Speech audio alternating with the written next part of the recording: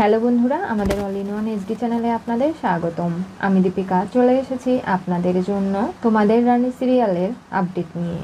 অনিশা নিজের সমস্ত প্রমাণগুলো জ্বালিয়ে পুড়িয়ে শেষ করে দেয়, কোনোভাবেই কোনো কিছু আর বাঁচিয়ে রাখে না। প্রেস, মিডিয়া, এমনকি পুলিশ পুরো হাসপাতালটাকে ঘিরে রেখেছে। তখনই অনিশা তার ভাড়া করা গুন্ডা অলোককে ফোন করে জানায় যেভাবেই হোক পিকলুর খোঁজ তাকে এনে দিতে। এত বছর ধরে রানী দুর্জয়ের বিবাহিত জীবন সম্পর্ক নষ্ট করার জন্য রানী যে পরিকল্পনা পিকলুকে দিয়ে করেছিল, ম্যানিপুলেট করেছিল, সেগুলো কোনোভাবেই বাইরে আসতে দেবে না, তাহলে সব কিছু শেষ হয়ে যাবে।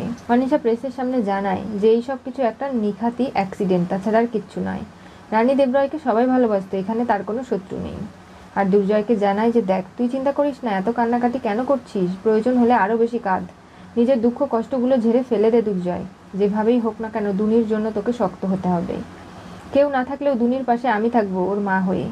দুনিকে আমি এবং তুই দুজনে মিলে একটা নতুন জীবন উপহার দেব। রানীর জায়গাটা আমাকেই নিতে হবে। প্রয়োজনে আমি তোকে বিয়ে করে দুনির মা হয়ে থাকবো। এই সমস্ত কথা দুর্জয়ের মাথায় এখন ঢুকছে না, কিন্তু দুর্জয় রানীর সঙ্গে কাটানো মুহূর্তগুলো বারবার মনে করছে আর নিজেকে অপরাধী ভাবছে যে রানী যখন বেঁচে ছিল তখন তাকে একটুও সম্মান করেনি, নিজের জীবন থেকে ঝেড়ে ফেলতে অভিনয় করেছে অনিশার সঙ্গে। অথচ সেই মানুষটা আজকে চলে যাওয়ার খবরে দুর্জয়ের পুরো পৃথিবীটা ওলটপালট হয়ে যাচ্ছে, কান্নায় ভেঙে পড়ছে, কোনোভাবেই নিজেকে সামলাতে পারছে না। ওদিকে দেবু যখন রানীর চলে যাওয়ার খবর জানতে পারে তাকেও সামলানো যায় না। সে বিশ্বাসই করে না তার ঝাঁসি কি রানী এরকম করে চলে যাবে। রানী বেঁচে আছে এই বিশ্বাস দেবুর মনে যেমন রয়েছে দুর্জয়ের মনেও। অনিশা ভেবে পাচ্ছে না যে এরকম একজন ক্রিটিক্যাল পেশেন্টকে কুমার কিভাবে রানী এই হাসপাতাল থেকে বের করে নিয়ে চলে গেল। এইসব রানীর কারসাজি, না হলে রানীর কোনো সঙ্গভঙ্গ। যে এগুলো করছে তাকে ধরার জন্য নানাভাবে ফাঁদ পেতে রেখেছে অনিশা।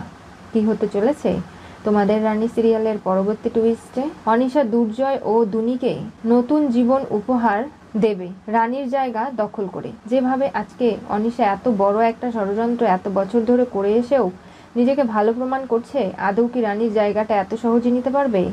রানী যেহেতু গা ঢাকা দিয়েছে পিকলুকে নিয়ে, সে এত সহজে কোনোভাবেই কিন্তু অনিশাকে নিজের জায়গা দখল করতে দেবে না। জানতে চোখ রাখতে হবে আমাদের চ্যানেলে।